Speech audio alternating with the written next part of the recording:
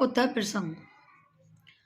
ये 12th class का lesson है जगन्नाथ रत्नाकर जी का, और इसमें सखियों का और उद्धव की वार्तालाप का बड़ा ही सुंदर चित्रण किया गया है। आप इसको बहुत ही प्यार से पढ़ें, बहुत ही एक एक लाइन करके आप इसको रीड करें, और हो सकता है कि इसका आर्ट ग्रुप के बच्चों के लिए एक पैरा इसमें से आ जाए। और ये जितने भी आर्ट ग्रुप के बच्चे हैं 12th क्लास के, उनके लिए बहुत ज़्यादा महत्वपूर्ण पाठ है ये। इसको आप एक भी पैरा इसका मिस ना करें। इसमें से आपके कुछ मतलब कि प्रश्न पूछे जा सकते हैं, और इसकी लाइनें जो आएंगी आपके इसके व्याख्या करने को आ सकती है। तो मैं कोशिश करती हूँ कि एक एक लाइन बाई लाइन आपको अच्छे से पढ़ा सकूँ, और अगर एक बार में ये आपको समझ में नहीं आए तो इसकी वीडियो आप 2 बार देख लें। और कोशिश करती हूँ कि एक बार में ही आपको समझ में आ जाए, नहीं आती है तो 2 बार देख लें, आपको अच्छे से समझ में आ जाएगी। तो मैं आपको इस बारे में बता दूं कि आखिर ये किस समय की कहानी है। तो जिस समय भगवान राम गोकुल छोड़ के मथुरा चले जाते हैं कंस के बुलाने पर, तो सखियों का बिल्कुल भी मन नहीं लगता है। सखियां सभी बेहाल हो जाती हैं, न खाती हैं न पीती हैं, बिल्कुल भी मन नहीं लगता है। कृष्ण उनसे वादा करके गए थे कि हम बहुत जल्दी वहाँ से लौट कर आ जाएंगे, लेकिन वादे के मुताबिक वो लौट करके नहीं आते हैं। तब बिल्कुल भी सखियों का मन नहीं लगता है, और वो बार बार कृष्ण को याद करती हैं। उधर कृष्ण को भी सखियों की बहुत याद आती है, और उन्हें लगता है कि मेरे बिना किसी भी सखी और ग्वाले का मन नहीं लग रहा होगा। तब उन्होंने अपने हाथ से एक चिट्ठी लिखते हैं और अपने मित्र उद्धव से कहते हैं कि उद्धव जाओ और गांव जा करके मेरी सखियों को समझा दो, क्योंकि मेरे बिना किसी का भी मन लगने वाला नहीं है। और उन्हें इतने प्यार से समझाना और कहना कि मेरी यादें अपने हृदय से दूर कर दें और मेरी जगह अपने हृदय में ब्रह्मा जी को बसा लें। उद्धव जी उनकी आज्ञा का पालन करते हुए वो चिट्ठी लेकर के गांव जाते हैं नंद बाबा के घर। अब गांव में जैसे ही प्रवेश करते हैं और सखियों को ये पता लग जाता है कि उद्धव जी कृष्ण का संदेशा लेकर के आए हुए हैं, तब तो एक सखी ने दूसरी सखी से, दूसरी सखी ने तीसरी सखी से, पूरे गांव में आग की तरह ये खबर फैल गई, और सारी की सारी सखियां भाग भाग कर दौड़ दौड़ कर नंद बाबा के घर आने लगती हैं। नंद बाबा के यहाँ उद्धव जी खाट पर बैठे हुए थे, और सारी की सारी सखियां इकट्ठा होकर खाट के चारों तरफ खड़ी हो जाती हैं। और जो सखियां बाद में आ रही थी तो उन्हें उद्धव जी दिखाई नहीं दे रहे थे, तो उनके कंधों पर एक सखी कंधों को उचक उचक कर देखती है, कोई आपस में इधर उधर करके बीच में से मतलब उनके कंधों को अलग अलग हटाकर बीच में से घुसकर देखती है कि आखिर उद्धव जी हमारे लिए क्या संदेशा लेकर के आए हैं। चलिए पढ़ते हैं एक एक लाइन करके। भेजे मन भावन के उद्धव के आवन की। जैसे ही उद्धव जी के आने की सखियों को पता चलता है, सुधि ब्रज बारन के पावन जब लगी, यानी ब्रज वालियों को जब इसकी पता लगती है कि कृष्ण का संदेशा आया है, तब तो यूँ समझो कि पागलों की तरह वो भागती हुई नंद बाबा के घर आ जाती हैं। कहे रत नाकर गुलाबी कोई झोंके झोंके। सारी की सारी सखियां बड़ी तेजी से दौड़ दौड़ के आती हैं और झुक झुक कर उद्धव जी को देखने लगती है। दौड़ दौड़ नंदपुर आवन तब लगी, तभी दौड़ दौड़ के नंद बाबा के घर आने लगती है। उजग उजग पद कंजन पे पंजन पे। अब सारी की सारी सखियां तो खड़ी हुई थी, किसी को उद्धव जी दिखाई दे रहे थे, किसी को नहीं दिखाई दे रहे थे, और जिसको नहीं दिखाई दे रहे थे वो एक दूसरे के कंधे पर उचक उचक कर देख रही थी। पैके पाची पाची छोरन सब लगी, और भाग भाग कर उनके तरफ जाने लगती हैं, और क्या कहने लगती हैं, पूछने लगती हैं, हमको लिखो है का, हमको लिखो है का, हमको लिखो है का, कहन सब लगी। सभी सखियां आपस में कहती हैं, कह रही मुझे क्या लिखा है, मुझे क्या लिखा है। सभी कहने लगती हैं, मुझे भी तो कुछ लिखा होगा, मुझे क्या लिखा है, मुझे ये बता दो। अब सभी सखियां एक दूसरे से बातें करने लगती हैं और पूछने लगती हैं कि सखियों ये बताओ कि हमें क्या लिखा है और हमें क्या लिखा है। अब ये बात सुनकर के जो उद्धव जी हैं वो सारी बातों को उनकी सुन लेते हैं, और उनकी प्रेम भरी भावना सुनकर उनको कुछ समझाने की कोशिश करते हैं। और क्या कहते हैं देखिए। चाहत सो संजोग श्याम सुंदर सो, यानी उद्धव जी कहते हैं, हे सखियों, अगर तुम चाहती हो कि श्याम सुंदर तुम्हारे साथ रहें तो मेरी बात को सुन लो। कोई भी सखी कृष्ण से दूर नहीं है। हर किसी सखी के पास कृष्ण है, लेकिन उनको दर्शन करने का तरीका थोड़ा सा अलग है। और जैसे मैं कहता हूं तुम वैसे सुनो। जोग के वियोग के हिये में बिचो रहे। अरे कृष्ण किसी से दूर नहीं है, वो तो हर किसी के हृदय में बिलस्यो रहे, अर्थात समाया हुआ है। तुम इन आंखों को बंद करो जो तुम्हारे सामने की आंखें हैं, और अपने हृदय की आंखों को खोलो। तुम्हारे हृदय में स्वयं ही कृष्ण समाया हुआ है। कहे रत्नाकर सो अंतर्मुखी है ध्यान।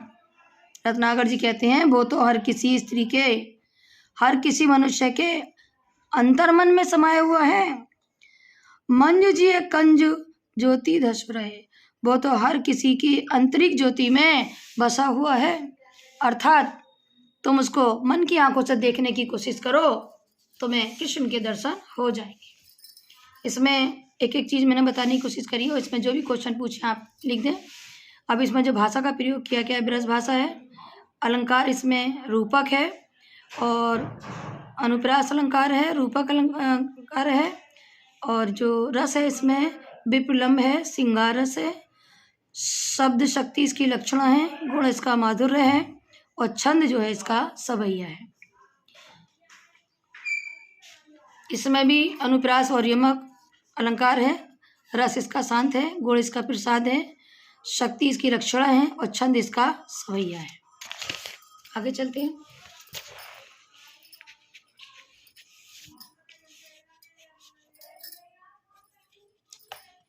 क्या कहती हैं सखियां? ऐसे करो लीन आत्मा को परमात्मा में। यानी कि उद्धव जी सखियों से कहते हैं कि ऐसे करो लीन आत्मा को परमात्मा से, यानी तुम अपनी आत्मा को परमात्मा के साथ जोड़ दो। जामे जड़ तेचन बिलस कहे रहे। सारी जड़ चेतनाएं भुला कर केवल अपनी आत्मा को परमात्मा से जोड़ दो, तुम्हें कृष्ण के दर्शन स्वयं ही हो जाएंगे। मोहवश जोहत बिछोए जियो जाको, सो तो बस अंतर निरंतर बस रहे। वो किसी से बिछड़ने वाला नहीं है, कृष्ण तो सबके अंतर में बसा हुआ है। तुम्हें सिर्फ कृष्ण को अंतर मन से याद करना है। अब रही बात सखियों की, तो सखियों को तो कृष्ण के साक्षात रूप के दर्शन चाहिए थे।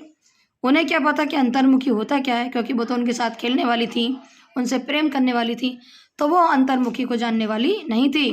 इसीलिए सभी सखियां कृष्ण से कहती हैं, वो उद्धव से कहती हैं कि हे उद्धव, हमें तुम्हारी बात समझ में नहीं आती।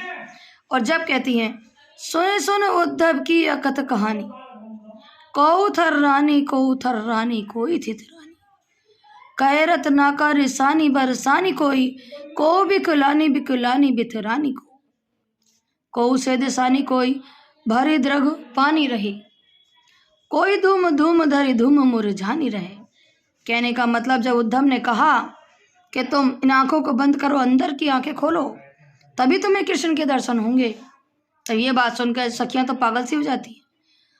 कोई तो थर्राने लगती है, यानी कांपने लगती है, कोई थितराने लगती है, कोई सिर की आवाज करने लगती है, और कोई बौखलाने लगती है, कोई बिखलाने लगती है, चिल्लाने लगती है, कोई ओ की करने लगती है, कोई धर सेध सानी, कोई द्रग पानी, यानी कोई तो हाय हाय की आवाज करने लगती है, और कोई अपनी आंखों में पानी भरकर रोने लगती है, कोई धूम धूम धरी मुरझानी, कोई किसी को चक्कर आ जाती है और वो मुरझा कर धरती पर बैठ जाती है, किसी के आगे धरती घूमने लगती है, और कोई मूर्छित होकर धरती पर बैठ जाती है, कोई श्याम श्याम के बिखलानी, कोई हाय श्याम की रट लगाने लगती है, कोमल करे जो था धरनी सुखानी है, और कोई तो इस बात को बर्दाश्त ही नहीं कर पाती और अपना कोमल कलेजा थाम कर धरती पर बैठ जाती है।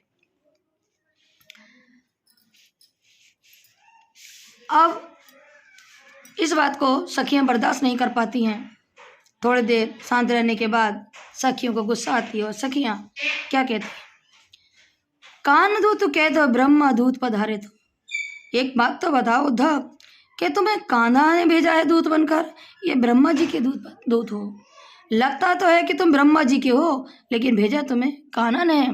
तो तुम कान्हा की बातें कम कर रहे हो, ब्रह्मा जी की ज़्यादा कर रहे हो, अर्थात तुम कन्हैया के नहीं ब्रह्मा जी के दूध हो। धारे ब्रज फेरन की मति ब्रज भरन की, ऐसा लगता है कि तुम ब्रज की सखियों की मति भ्रष्ट करने के लिए आए हो, अर्थात हम तुम्हारी बातों में आने वाली नहीं है।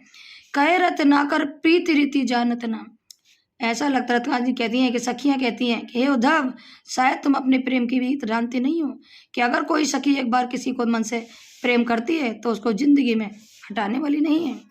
ठानत अनीति अनिरीति है अनारी, तुम हमें अनाड़ी समझ रहे हो कि हम तुम्हारी बातों में आ जाएं, अर्थात हमारी जान है कृष्ण और हम अपनी जिंदगी को अपने से अलग करने वाले नहीं हैं। और क्या कहती हैं, मानो हमें कान्ह ब्रह्मा एक ही कही है। तुम कहते हो कि ब्रह्मा भी वही है और कृष्ण भी वही है, मान लिया हमने तुम्हारी बात, मान लिया हमने तुम्हारी बात कि वही है कान्हा और वही है ब्रह्मा, वो दोनों एक ही हैं, लेकिन हम कैसे कह सकते हैं कि एक ही हैं? हमारा मन इस बात को मानने के तैयार नहीं है। हाँ तो हमें भावना अन्याय की, लेकिन हमें तो हमारी भावना को भुलाने की कोशिश मत करो। हम तो कृष्ण के साक्षात दर्शनों के भूखे हैं और हम उस भावना को छोड़कर कहीं भी नहीं जा सकते हैं। जय बनी वैरागी विधाते, बारी को बूंद ते मिले मुद बिवर बिचारी है। एक बात बताओ उद्धव, एक समुद्र होता है, समुद्र में से अगर 4-5 बाल्टी निकाल ली जाए पानी भर के तो समुद्र पर कोई असर नहीं पड़ेगा, लेकिन एक बूंद अगर विवश, बूंद तक बिलेती बूंद विवश बिचारी है, लेकिन अगर एक बूंद समुद्र में डाल जाए तो एक बूंद का समुद्र के अंदर कोई अस्तित्व नहीं रहता, अर्थात वो उसमें विलीन हो जाती है, कहीं भी दिखाई नहीं देती। लेकिन अगर उसमें से 4-5 बाल्टियाँ निकाल ली जाएं तो समुद्र पर कोई असर पड़ने वाला नहीं है, अर्थात हम अपने कृष्ण के लिए एक बूंद की तरह हैं। अब क्या कहती है सखियां, चिंतामणि मंजूर पावर धुन धरी पे, कांच मन कुकुर सुधावर रखी कहो, यानी हमें चिंतामणि मंजूल पावन धूर धरनी पे, कहने का मतलब जो हमारे कृष्ण, जो हमारे लिए अनमोल हीरा है, उसे तो तुम कह रहे हो कि निकाल के धूर में फेंक दें, और कांच मन मुकुर, एक कांच के मनके को जो कि असली हीरे से काफी कम है, सोधार रखी कब है, उसे तुम कह रहे हो कि अपने हृदय में संभाल के रखें, अर्थात कहने का मतलब यह है कि सारी सखियां कृष्ण को तो असली हीरा समझती हैं, जिसको उद्धव जी ने कहा है कि निकाल के धूल में फेंक दो, और ब्रह्मा जी जो केवल एक कांच के मनके के समान हैं, उनके लिए कह रहे हो कि तुम संभाल करके अपने हृदय में बसा लें। ये बात हमें अच्छी नहीं लगती। कहे रत ना कर वियोग आगे सारन को, तुम हमसे वियोगन बनने को कह रहे हो, हमें वियोग की बात मत बताओ, हमें तो कृष्ण के मिलने की बात बताओ। आए तो तुम बात करने मिलने की हो और बातें कर रहे हो वियोग की, हमें तुम्हारी ये वियोग की बातें बिल्कुल भी अच्छी नहीं लगती। उद्धव हाय हमको बियार वाक्य रहो, हमारा हृदय तो कृष्ण के वियोग में तड़प रहा है, उसमें अग्नि भरी हुई है, और तुम्हें बियार, बियार मतलब होता है हवा चलाना, हवा चला के उसको खुश करने की कोशिश करनी चाहिए, और तुम उसको हवा नहीं कर रहे हो, बल्कि तुम उसको अग्नि को इस प्रकार बढ़ाने की कोशिश कर रहे हो कि उस अग्नि को और बढ़ा दिया जाए, यानी तुम्हें पानी डाल के ठंडा करना चाहिए तो तुम उसे उस अग्नि को हवा करके और जलाने की कोशिश कर रहे हो। रूप रसहीन जाति लिपट निरख चुके, ताको रूप धरे हो रस छाके, हमने अपने हृदय रूपी घड़े में एक अमृत भर कर रखा है, और उस अमृत को कौन चखेगा, हमारे कृष्ण ही चख सकते हैं, उनके अलावा और कोई चखने वाला नहीं है। ऐसे बड़े विवश से माई पे जाई, ताई तेरी कोटी में नैनन मूदी लखो नहीं, यानी जिस कृष्ण की मूर्ति हमारे नैनों में बसी हुई है, तुम कहते हो कि उन नैनों को मूंद लें, मूंदने का मतलब होता है बंद करना, समझे, अर्थात हमारे कृष्ण की मूर्त हमारी आंखों में समाई हुई है और तुम कहते हो उन आंखों को बंद कर लें, अर्थात हम तुम्हारे कहने से अपनी आंखें बंद करने वाले नहीं हैं।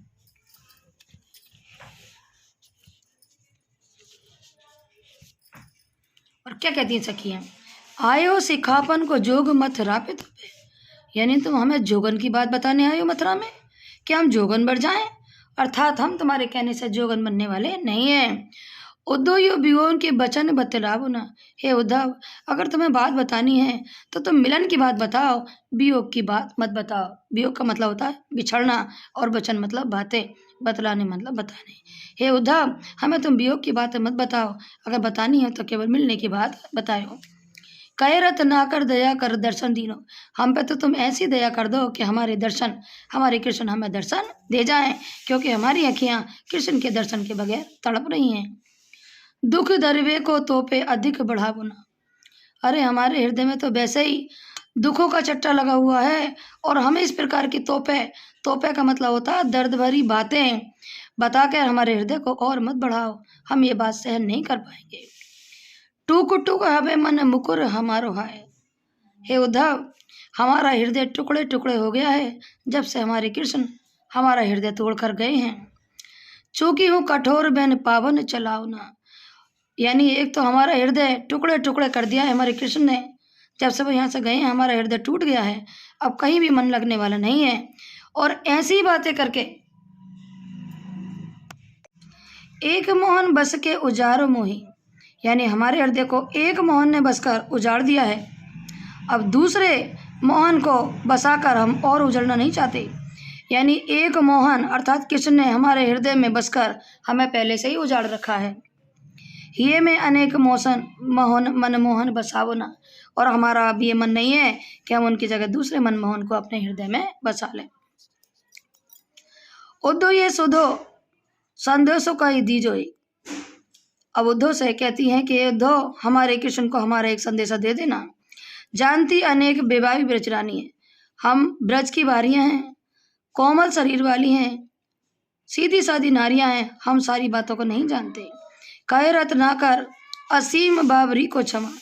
हमारी अगर कोई गलती हो तो हमें क्षमा कर दें। वो क्षमता कहाँ लो अपराध है हमारी है। अगर हम क्षमा मांगने को हमारा अपराध समझती हैं तो हमें अपराध का ही हमें क्षमा कर दें। दीजिए या ताजन को मन भावे की, लेकिन हमें वही बात बताएं जो हमारे मन को अच्छी लगे।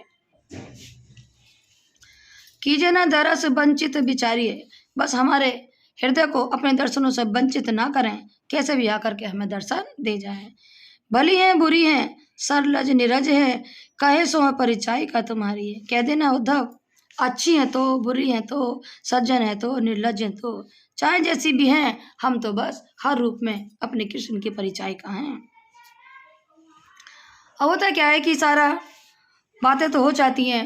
अब उद्धव कहते हैं कि मुझे काफ़ी देर हो गई आए हुए, अब मुझे जाना चाहिए। तो उद्धव जी अब जाने की बात करते हैं तो सारी सखियां उन्हें विदाई देने के लिए आती हैं, और देखिए क्या कहती हैं। धाई जित तित विदाई दे उद्धव की। सारी की सारी सखियां उद्धव को विदाई देने के लिए भागती हैं। गोपी भरी आरती समार की सासुरी। हर सखी कुछ ना कुछ जल्दी जल्दी लेकर के आती है उनको देने के लिए। कहे रत्नाकर मरुक पच कोई लागे। रत्नाकर जी कहते हैं कि कोई सखी मोरों का पंख लेके आई कृष्ण को देने के लिए। को गुंज अंजलि उमार प्रेम आसुरी, और एक सखी गुंजों की माला लेके आई प्रेम भरे आंसुओं को लेकर, यानी आंखों में आंसू थे, और गुंजों की माला लेकर आती है कि लो ये मेरी तरफ से प्रेम का तोहफा मेरे कृष्ण को दे देना। भाव भरे कोई लिए रुचिरी सजाव दही, और सखी जल्दी से एक आती है भाग करके और बड़े सुंदर से मलाईदार दही लेके आती है। यानी दही में मलाई थी और बहुत सुंदर से दही को मलाई वाला सजा करके लाती है कि लो ये मेरे तरह से मेरे कृष्ण को दे देना। कोई माई मंजू दाव दल का दीपासुरी, कोई सखी तो इस बात को सहन ही नहीं कर पा रही थी कि मेरे कृष्ण मुझसे नहीं मिलने आए, बहुत ज़्यादा दुखी रहती है और अपनी पसलियों को दबाते हुए, दलकती मतलब दबाना, पासुरी मतलब पसलियाँ, तो अपनी पसलियों को दबाते हुए मठा लेके आती। मही का मतलब होता है मठा, मठा लेके आती है। पीठ पट नंद, पीठ पट मतलब पीताम्बर अर्थात पीला वस्त्र, नंद बाबा देते हैं। जसमती नवनीत दयो, नवनीत नया मक्खन।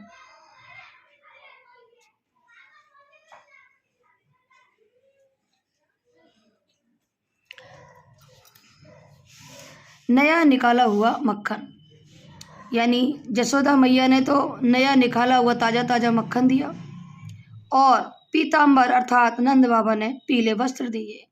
कीरत कुमारी, कीर्ति यशोदा मैया वो राधा जी की माँ का नाम था कीर्ति।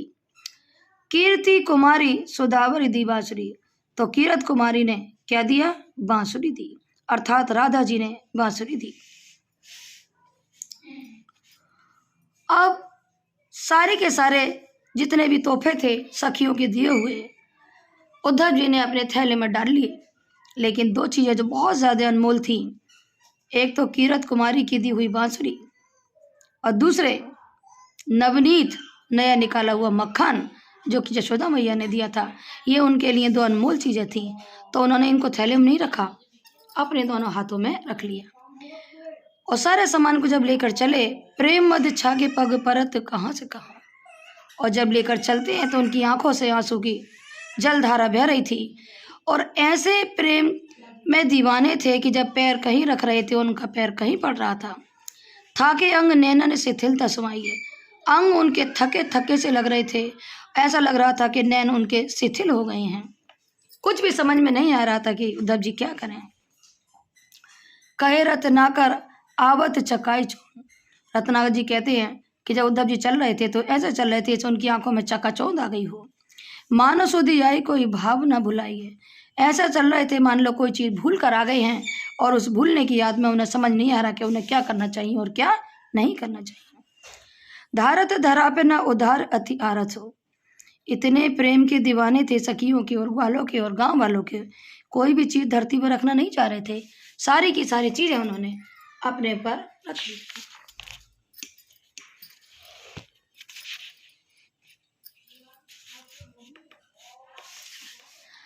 सारथी बहोले आंसू अधिकाई है, जब चल रहे थे तो लगातार उनकी आंखों से आंसुओं की बरसात हो रही थी।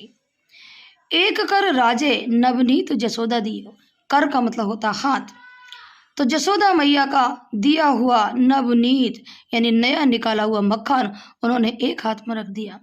एक कर बंसी वर राधिका पठाई है और दूसरे हाथों में बंसी जो कि राधिका ने उनको दी थी, यानी कि एक हाथ में नवनीत नया निकाला हुआ मक्खन और दूसरे हाथ में राधिका की दी हुई बांसुरी। इन दोनों को उन्होंने बड़े प्रेम से संभाल रखा था और उन्हें रास्ते में अगर कोई परेशानी भी हो रही थी, जैसे कि रास्ता लंबा था तो बहुत सारी परेशानियां होती हैं, लेकिन उन्होंने किसी भी परेशानी के बस अपने थैले को या किसी भी चीज़ को नीचे रखना नहीं चाहा और लगातार आंखों से जलधारा बहती जा रही थी और लगातार चलते चले जा रहे थे। अब आगे देखिए। अब इसी प्रकार से उद्धव जी अब मथुरा जी पहुंच जाते हैं। जब मथुरा जी पहुंच जाते हैं और जैसे ही उन्हें कृष्ण दिखाई देते हैं तो कृष्ण तो उनका बहुत ही ज़्यादा उत्सुकता से इंतजार कर रहे थे, बहुत ही बेसब्री से, और जैसे ही उद्धव जी उनके पास आते हैं तो कृष्ण उनको देखकर क्या बर्ताव करते देखिए। ब्रज रज रंजित पे शरीर शुभ उद्धव की, ब्रज रज, रज मतलब धूल, रंजित मतलब शोभायमान थी, कहाँ की? ब्रज की। कृष्ण को तो अपनी ब्रज की भूमि से बहुत ज़्यादा प्रेम था, वहाँ की तो कण कण धूल भी उन्हें बहुत प्यारी थी। जब उन्होंने देखा कि उद्धव जी ब्रज की धूल से लथपथ हैं, शरीर सुर उद्धव की यानी पूरा शरीर उद्धव का ब्रज की धूल से लिपटा हुआ है, तब तो कृष्ण दौड़ कर आते हैं, उनको अपने सीने से लगा लेते हैं। धाई वाले वीर हवे अधीर लपटाए लेत, बड़ी तेजी से दौड़ कर आते हैं और उनको अपने सीने से लगा लेते हैं। कहे रत्नाकर सुप्रेम मद माते हरि, रत्नाकर जी कहते हैं कि उद्धव जी तो प्रेम के दीवाने हो गए हैं, एक ही दिन में सखियों के और ग्वालों के इतने प्रेम में मस्त हो गए हैं, तो इनके चेहरे से साफ साफ दिखाई दे रहा है। थर कति बाएं दाम थर तिथराय लेत, क्योंकि उनके हाथ कांप रहे थे, उनके होठ भी कांप रहे थे, अपने मुंह से कुछ बोल नहीं पा रहे थे, हाथों के द्वारा भी उनको कुछ समझा नहीं पा रहे थे, इतने दीवाने हो गए थे सखियों के और ग्वालों के। तब किसी ने उनकी बात को समझ कर उन्होंने उनकी बाँह थाम ली, बाँह थाम लेना, उन्होंने कसकर उनके हाथों को थाम लिया और खुद भी थरथराते हुए उनके अपने शरीर से लिपटा लेते हैं। कीर्ति कुमारी की दरस सद की थी, कृष्ण को पता था कि वो कीरत कुमारी के दर्शन करके अभी अभी आए हैं, अर्थात राधिका जी के दर्शन करके आए हैं, उनकी नैनों में अभी भी राधिका की छवि समाई हुई है, अर्थात इसीलिए उन्होंने उद्धव जी को और अपनी आंखों से उनके दर्शन करने लगे और उनको अपने सीने से लगा लिया। छलकती चाहे पुलकाती पुलकाए ले, उनकी आंखों में जो आंसू छलक रहे थे, उन्हें पता है कि राधा के और सारे सखियों के प्रेम के ये आंसू हैं, और वो छलकने लगे और उनकी आंखों को देखकर कृष्ण के भी आंखों में आंसू आ जाते हैं। परत न देत एक बूंद सुमी पूछ लेत, और जैसे जैसे उनकी आंसू लगातार आ रहे थे, उन्होंने एक भी बूंद धरती पर नहीं गिरने दी। कभी इस हाथ से पोंछ लेते हैं तो कभी इस हाथ से पोंछ लेते हैं। मतलब कि हाथों से ही हाथ तो पहुँच नहीं पा रहे थे, केवल अपने कहने का मतलब कंधों से ही उसको लगा रहे थे। पहुँच पहुँच पच नैना नहीं लगाए लेते, और पहुँच पहुँच के उन्होंने अपने कपड़ों को पूरा गंदा कर लिया था। किससे? आंसू से। अब होता क्या है कि कृष्ण पूछते हैं कि उद्धव, जरा वहाँ के हालात तो बताओ कि आखिर तो वहाँ जाके कैसा लगा और किसने मेरे बारे में क्या कहा, जरा वहाँ के मुझे हाल चाल बता दो। तो वहाँ पर उनकी हालचाल बताने लगते हैं और क्या कहते हैं कि हे कृष्ण, मैं तुम्हें क्या बताऊँ, अगर मुझे सारी सखियों का ये सामान, ये संदेशा तुम तक नहीं पहुँचाना होता तो शायद मैं यहाँ पर लौट कर ही नहीं आता। और क्या कहते हैं, छावते कुटीर कहूँ रसो जमुना के तीर, हे कृष्ण, मैं तो जमुना के तीर, जमुना के किनारे क्या करता, अपनी एक कुटी छा लेता। छावना मतलब बनाना या छाना, कुटिया बनाता और वहीं पर रमण जाता, यानी कि वहीं पर रहने की कोशिश करता। गौन रौन रेती पे कदापि करते नहीं, यानी उस सुंदर रेती पर रहता और जिंदगी में कहीं भी जाने की कोशिश नहीं करता। कहे रत्नाकर बिहाई प्रेम गाथा गुण, और रत्नाकर जी कहते हैं कि मैं अपने कृष्ण की प्रेम भरी गाथा और राधा की प्रेम भरी गाथा को सुनता रहता। सोन रस नाभि रस भरते नहीं, यानी कानों से उनकी रचना सुनता और अपने मुख से उन्हीं की प्रेम बरसात करता, और मेरा इतना प्यार से जिंदगी कटती कि मुझे कहीं आने की आवश्यकता नहीं है। गोपी ग्वाल वाल की उमड़ आंसू देख के लेकी पर नाम के न को डरते नहीं,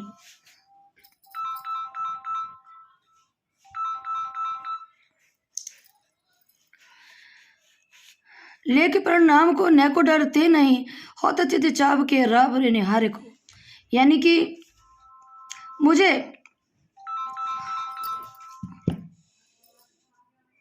बेटा एक सेकंड रुक जा, बस अभी कर रही कॉल। लेख पर नाप ने को डरते नहीं, होत चित झाप के राव रे चितान को, तजिब्र जबान के पावे धरत नहीं, यानी मुझे तो कृष्ण और गोपियों के ग्वालों के और सखियों के आंसुओं को देखकर इतना डर लगता है कि पिरले से भी डर नहीं लगता। अर्थात जब पिरले आएगी तो भी इतना डर नहीं लगेगा जितना कि उनके आंसुओं को देख के लगता है। होते चित झाव के न राव रे चेतावन को, ऐसा लगता है कि उनके चित्त में इतनी सुंदरता छाई हुई है कि उनके आंसुओं से अगर बाढ़ आएगी तो मुझे लगता है कि पूरे संसार को ढह लेगी। तजिब्रज गाँव के पावे धर लगी, और अब तो मुझे गांव वालों से इतना प्रेम लग रहा है कि उन्हें छोड़कर मैं कहीं यहाँ पर आता भी नहीं, वो तो मैं सिर्फ उनका संदेशा लेकर यहाँ पर आ गया। तो मैंने एक एक चीज़ आपको बताने की कोशिश की है। अगर इसमें भी अगर आपको समझ में नहीं आए तो 2 बार देख लें, और आशा करती हूँ कि एक चीज़ समझ में आ जाए। और इसमें सवैया छंद है, बता दिया है मैंने, और रस इसमें कहीं करुण रस है, कहीं शांत रस है, और अनुप्रास अलंकार भी है इसमें। तो भाषा इसकी सब की ब्रजी है, तो एक एक लाइन मैंने इसमें बता दी है। और